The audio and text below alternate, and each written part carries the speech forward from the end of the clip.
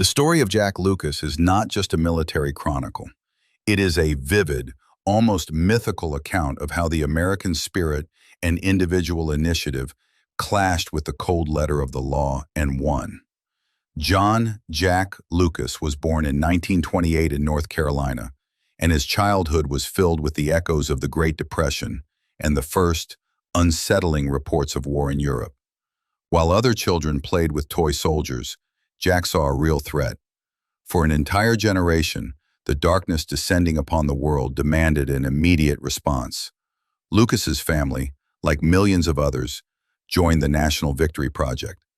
While men went to the front, women went to the factories, like the famous Rosie the Riveter, and teenagers like Jack felt the unbearable weight of duty. My whole life was focused on getting into the war. I couldn't just sit there while my brothers were fighting, he later said. When Japan committed the treacherous attack on Pearl Harbor in December 1941, the 13-year-old Jack felt it as a personal insult that demanded immediate retribution. He saw the nation mobilize its industrial might. Henry Kaiser's engineers breaking all conceivable records in building Liberty ships, Detroit turning into the arsenal of democracy, but felt his own personal war machine was idling. Lucas first attempted to enlist in the U.S. Marine Corps in 1942. He was only 14 years old. Naturally, he was scornfully sent back, as joining required being 17 and having written parental permission. But for Lucas, like thousands of other patriots, the war was not just an order, it was a sacred mission. The refusal did not break him. It only pointed him to his first enemy, bureaucracy. He knew that to serve his country, he would have to display the same American ingenuity and initiative that allowed his compatriots to invent radar, build DUKWs, and produce B-24 bombers in an hour. In 1944, when victory was already evident on the horizon, but at the cost of immense sacrifice, Lucas, who had turned 16, launched his second, this time successful, attack on the system. He used the method that would later symbolize his character. To bypass the rules in the name of a higher duty, he did not hesitate to forge his documents, stating he was 17.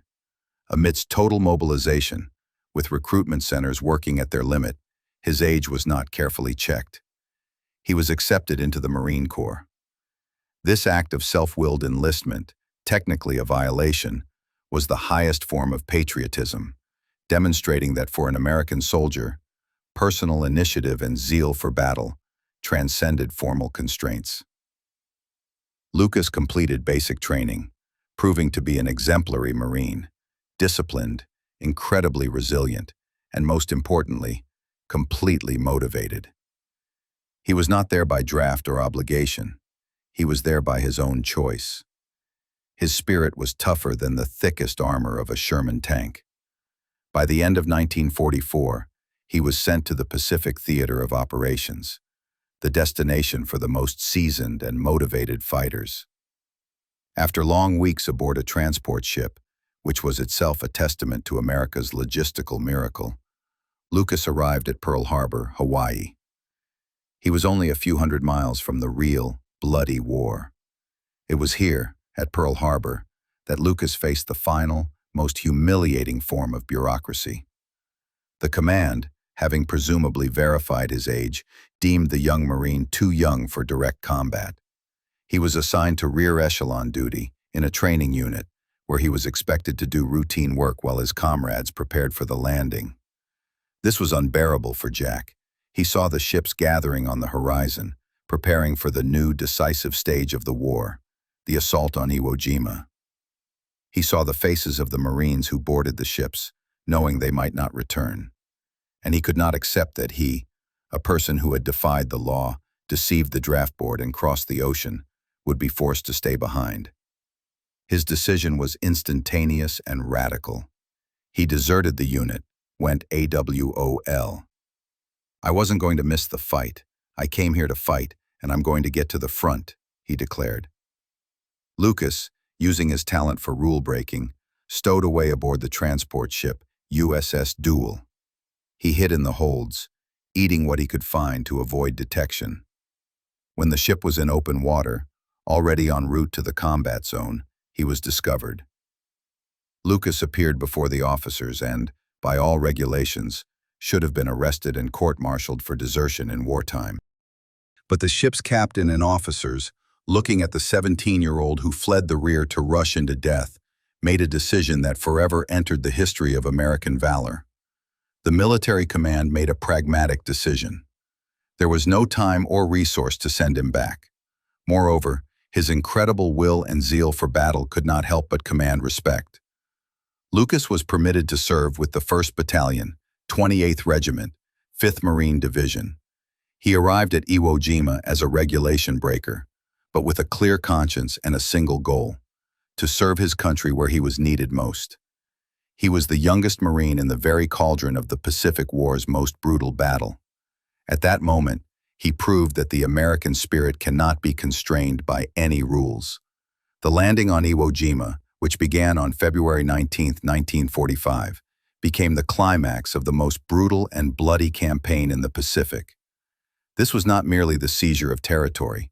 It was a battle for an airfield, a vital staging ground that was to provide P-51 Mustang fighter escort for the B-29 bombers conducting deadly, ultra-long-range missions over Japan itself. Iwo Jima was intended to be a refueling base, a lifeline, and a launch pad for the aerial offensive on the imperial metropolis. The island, which translates as Sulphur Island, was a volcanic hell soaked in ash and sulfur. But the real threat was not the geology, but the Japanese doctrine.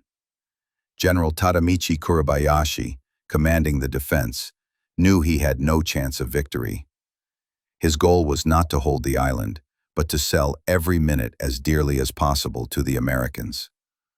While the American doctrine valued every soldier's life, the Japanese doctrine, embodied even in the design of the G-4M Betty bomber, demanded absolute self-sacrifice, Bushido code, and a refusal to surrender. Every life given for the emperor was, in their belief, an act of pure martial spirit.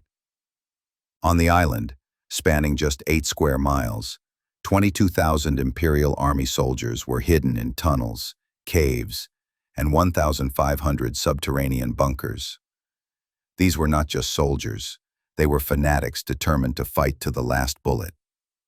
Every inch of this gray earth became a death trap that demanded not just courage, but an iron will from the Marines. In the first hours of the landing, the Marines, accustomed to ordinary sand, were shocked. The volcanic ash was too soft to provide stability and too viscous to move quickly through. This slowed the advance and turned the American soldiers into perfect targets. Among the tens of thousands of Marines who landed on the island was Jack Lucas, the youngest combatant who, defying regulations, secured his right to fight. He served as a private first class in the 1st Battalion, 28th Regiment, 5th Marine Division. His company was involved in bloody battles for the southern part of the island, in an area of intense fire. On February 20th, 1945, the day after the landing, Lucas found himself with his squad in the thick of the fighting, battling for the breakthrough to Mount Suribachi, which loomed over the southern tip of the island. Enemy snipers and mortars forced the Marines to hug the ground. Due to the dense fire, Lucas's squad was forced to seek cover in a shallow trench captured from the Japanese.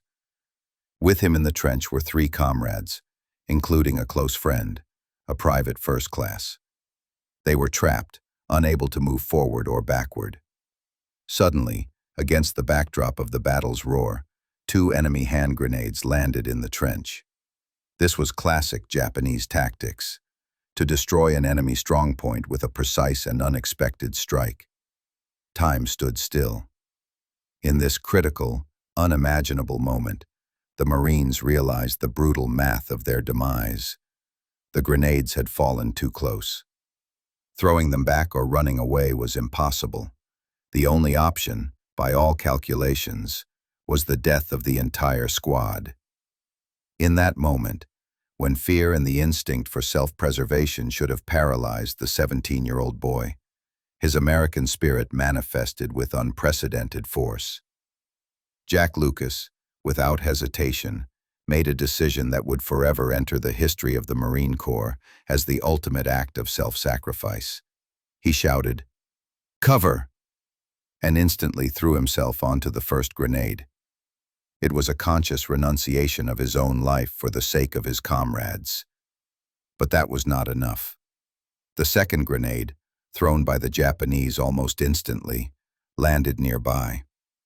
Lucas, already pinned to the ground, instinctively reached and pulled the second grenade toward his body, stuffing it under his canvas jacket and pressing it with his right hand.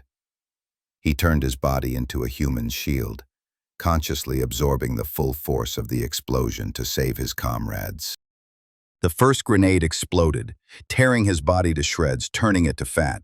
The second grenade, by a stroke of luck, or perhaps a flaw in the detonator or the cushioning of the blast, did not detonate with full force, or exploded with a microscopic delay, allowing Lucas's body to absorb the main impact. The price of heroism. After the blast, doctors counted over 250 fragments in his body. His right arm was virtually severed, his collarbone and shoulder blades shattered, his lung punctured, and his face scarred. He was gravely wounded, but, against all odds, he survived. His comrades remained unharmed. Lucas's feat demonstrated to the American nation and the enemy, "We value every life."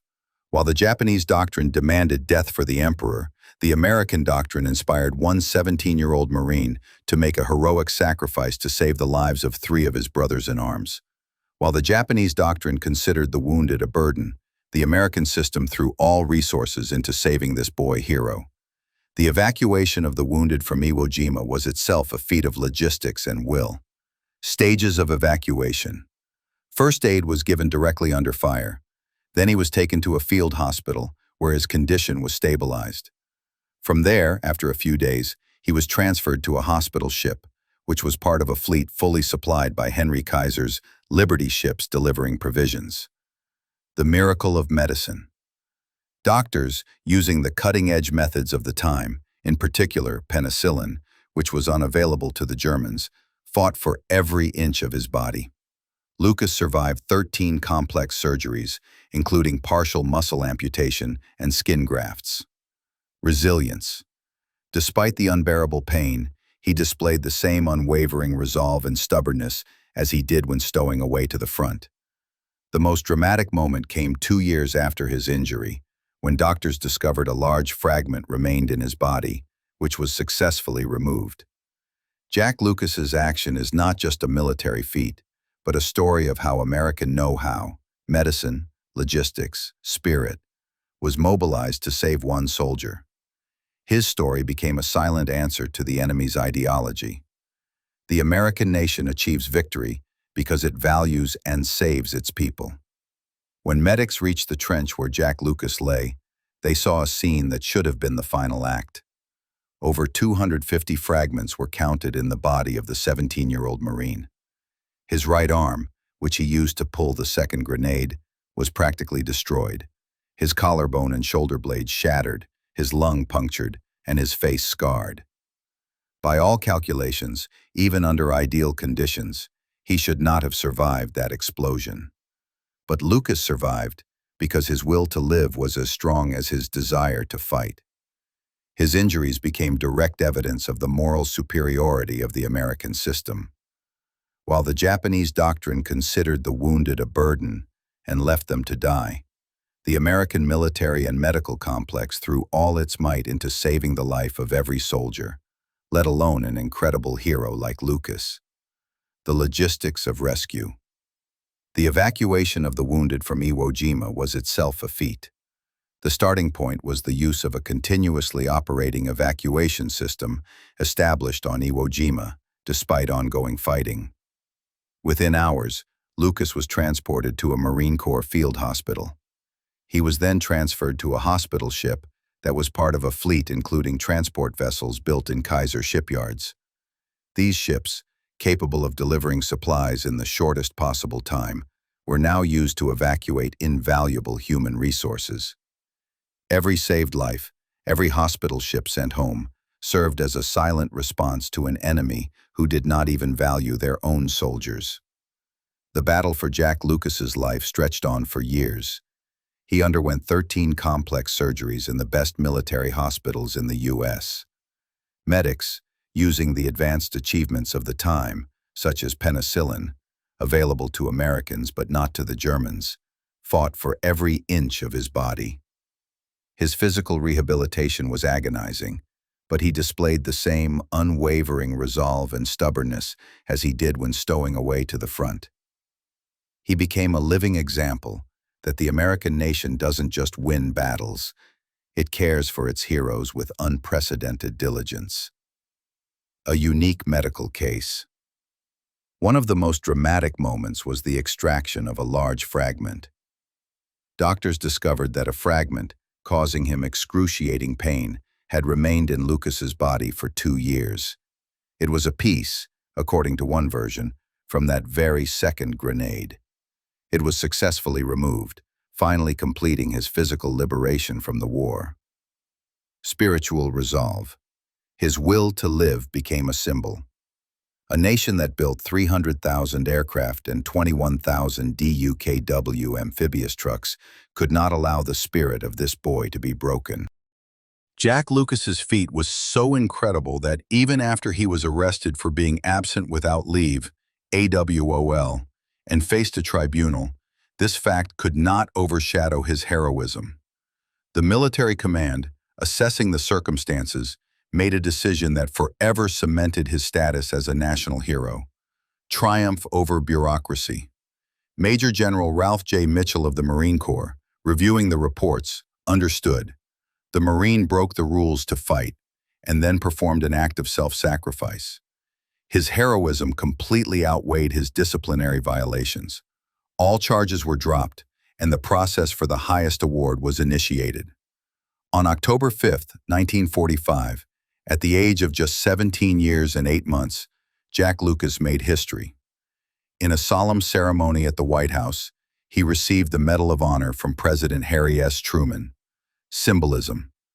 Lucas became the youngest recipient of the Medal of Honor in the history of the Marine Corps and the entire U.S. Armed Forces. This was a symbol not just of military valor, but of the pure spirit of American youth who voluntarily went to the front. President Truman, presenting the award, noted that Lucas's self-sacrifice embodied the highest ideals of the American warrior. After rehabilitation, Jack Lucas, contrary to expectations, did not capitalize on his fame or leave the military. On the contrary, he remained in the Marine Corps. His subsequent life became an example, not of military glory but of eternal service, post-war service. Lucas continued to serve, proving that his action was not an emotional outburst, but a reflection of his character. He became an instructor and a role model for thousands of young men joining the military in the 1950s. Veteran brotherhood. His connection with the veterans of Iwo Jima was unbreakable. Lucas always said he saved the lives of his comrades because they would have done the same for him. This idea of brotherhood and mutual obligation was deeply personal to his generation. Jack Lucas's feat is not just a military fact, but an eternal lesson that the strength of America lies not in its machines, but in its unyielding spirit and the readiness for self-sacrifice for the sake of comrades. He was the embodiment of the values that allowed a generation of Americans to achieve the greatest victory in history. The story of Jack Lucas is a unique and unprecedented paradox. He was a man who broke the system in order to defend it. He entered the Marine Corps with forged papers at age 16 and committed desertion, AWOL, to reach the most terrifying front in the Pacific. By all rules of military bureaucracy, he would have faced a tribunal and imprisonment. But his heroism on Iwo Jima, the conscious act of self-sacrifice when he covered 2 grenades, became such pure and undeniable proof of his devotion that all disciplinary charges were immediately dropped. This action did not just save 3 lives, it taught the nation a lesson. Initiative and willingness to sacrifice for comrades always take precedence over formal rules. This paradox contains a deep meaning understood by the veteran generation. prioritizing the human. The American system, which Nazi propaganda called decadent and weak, proved that it values the life and moral spirit of its soldier more than strict hierarchy. Symbol of will. Lucas became a symbol that American youth could not be kept in the rear when the motherland was in danger. His young age, against the backdrop of an incredible feat, became the embodiment of the nation's unyielding will. After months in hospitals, 13 surgeries, and agonizing rehabilitation, Lucas did not retreat to civilian life to enjoy his well-deserved fame. On the contrary, he remained in the Marine Corps. This decision became the second, equally important demonstration of his character. He returned to duty, proving that his feat was not a moment of desperation, but a reflection of his eternal duty to the country. An example of resilience. He became a living example for thousands of recruits in the 1950s. His presence, a man who had gone through such an ordeal and continued to wear the uniform, was more eloquent than any poster. Veteran brotherhood. His bond with the veterans of Iwo Jima was unbreakable. Lucas always emphasized that he saved his comrades' lives because he knew they would have done the same for him. This idea of brotherhood and mutual obligation was deeply personal to his generation and became a cornerstone of post-war society. He believed that victory was achieved because every American soldier knew they would not be abandoned. On October 5, 1945, when Jack Lucas, at the age of 17 years and 8 months, received the Medal of Honor from President Truman, it was an award not just for a military feat. It was a symbol taught to the entire nation. Triumph of the spirit. Lucas's story refuted all Nazi and Japanese myths about weak, decadent, and individualistic American youth. It showed that the true strength of democracy lies not in military aristocracy, but in the voluntary self-sacrifice of the average citizen. Eternal value. Lucas's feat on Iwo Jima is not just a military fact, but an eternal lesson that the strength of America lies not in its machines, but in its unyielding spirit and the readiness for self-sacrifice for the sake of comrades. His history is a confirmation of the values of the generation that fought for peace and prioritized duty over personal gain. He proved that no superiority of enemy fanaticism can compare to the love for one's comrade, which is the cornerstone of the American martial spirit. The humble hero. Lucas never exploited his fame, always emphasizing his duty to the nation. He was the embodiment of the ideals that allowed a generation of Americans to achieve the greatest victory in history and lay the foundation for post-war peace. He became the youngest symbol of the greatest triumph.